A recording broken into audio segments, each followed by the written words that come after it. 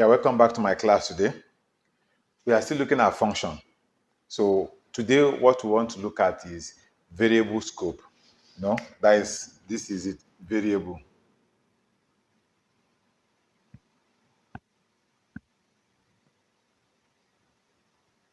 Variable scope.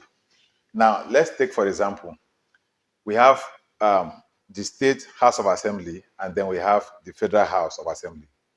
Now these two have their scope within which they operate. So there can never be any conflict between them, right? Now Python has the same concept.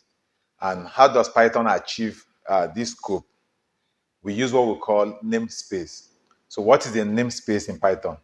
Namespace is a system that groups identifier within a context, right? And identifier are names of variables or names of functions, like what we did in our previous classes. So how you group them together and how you are able to use them. So I'm going to write a simple program for you to understand how these variables are used and how they are used outside of the function and how they are used within the function. So that is the scope that we are going to look at. So let me just wipe that up and then maybe write it somewhere here. Variable scope, right? Okay.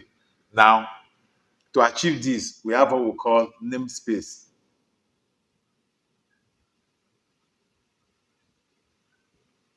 Now, this namespace, Python has three types. So this one we have local name. Then we have um, global namespace. And then we have built-in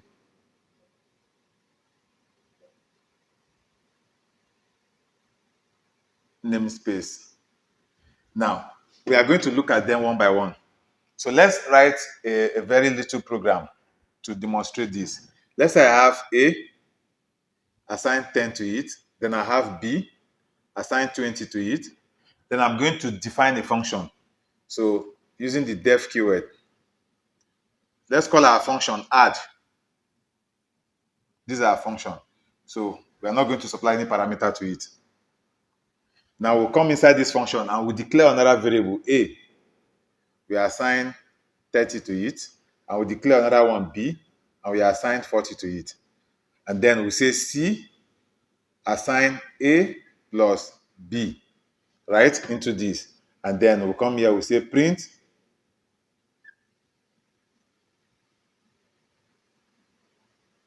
the value of C. Then we'll put C here, right? This is what we are going to print. Then we'll say return, right? Okay, so this is our program. Now, this is our program. Looking at this namespace, now we have A here, we have A here. Without doing this, there will be conflict. If I'm asking this C, A plus B, then assign it to C. So which of the A is the system going to use?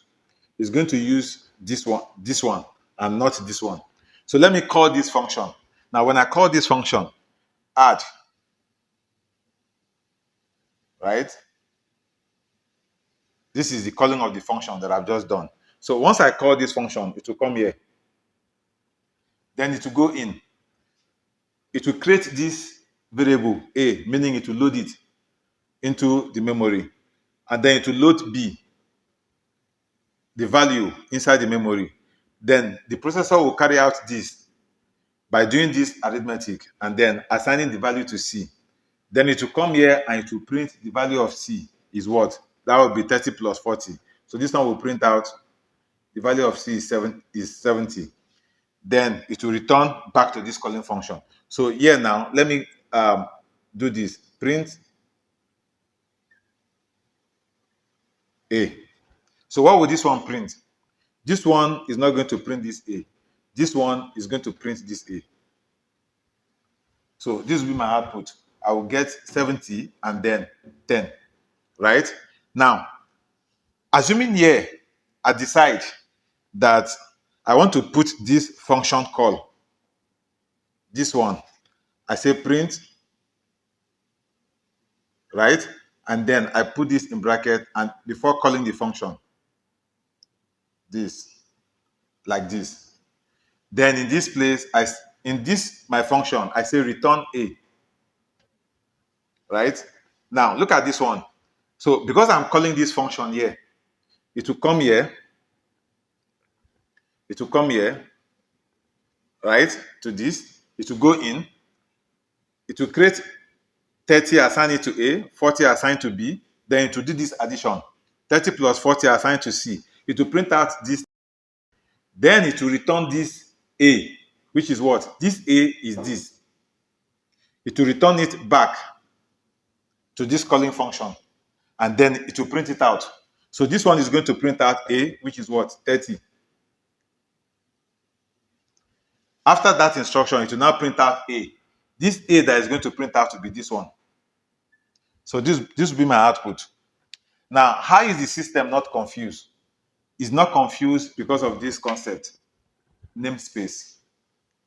Now, Python has two functions that it uses to tell you all the dictionary values that you have.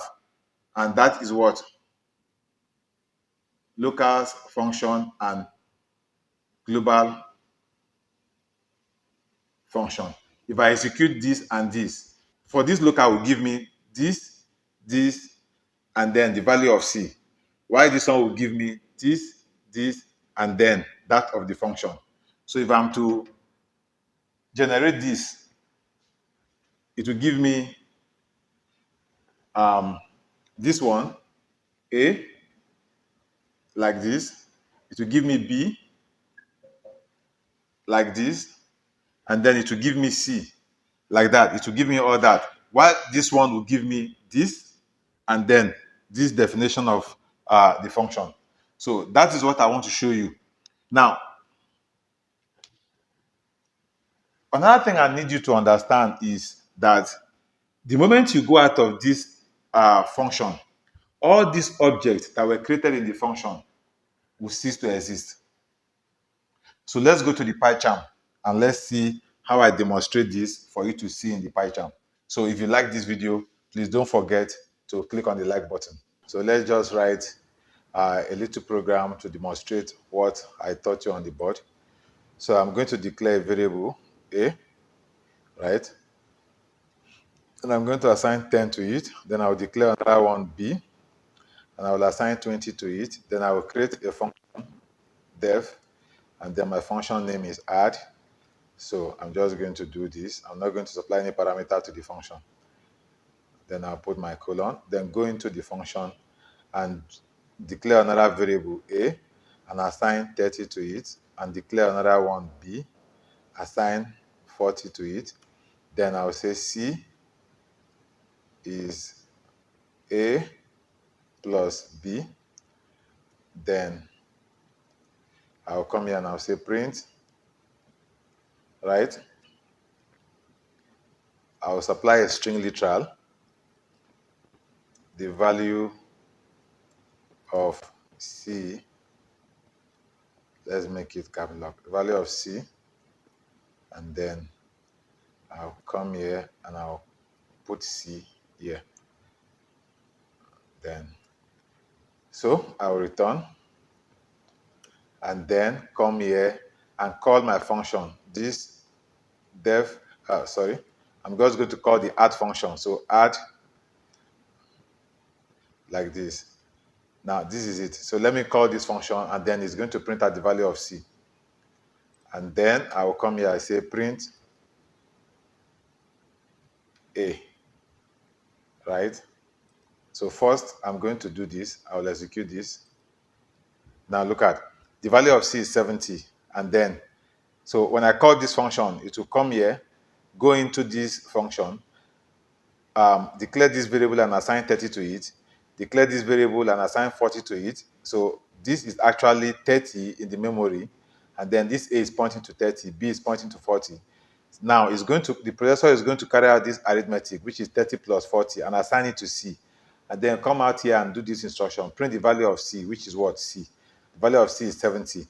Then it will return to the calling function before it will now carry out this next instruction. This instruction is print A. This A is the outside A, and that is it. A is 10. Because the moment you come out of this return, all the objects that were created inside this function will cease to exist. So it will not see it again to print. Right? So that is that. Now, assuming I return, so what I did was, assuming I want to print out what is returned. So I put this print, and then I put this in bracket, and then I put this in bracket. So this is the calling function. Now, whatever is going to be returned will now be printed. Now, first and foremost, at this stage now, it is returning none. So if I execute this again, it's going to show you, see, the value of C is 10, the value of C is 70, then this return is returning none. So when it returns to this calling function, and we are going to print it out, it's printing out none. I can come here and say return A. So it's going to return this 30 to this print function. And then if I execute this again, what will it give me? So it will give me the value of C is 70, then it will return A, which is the A that is inside here. It will return it to this calling function, and then print function is going to print it out. That is 30. Then it will now print out the A. So the A that is printing out is the global one, which is what? 10. So that is what, based on the namespace, there will be no conflict, even though you have the same name of variable, both outside and inside the function. But because of the namespace, this is created, and this is also created. There will be no conflict. So that's what I wanted to show you in this class today. If you enjoyed this video, do not forget to click on the like button. And if you have not subscribed to my channel, please click on the subscribe button. So see you in my next class. Bye-bye.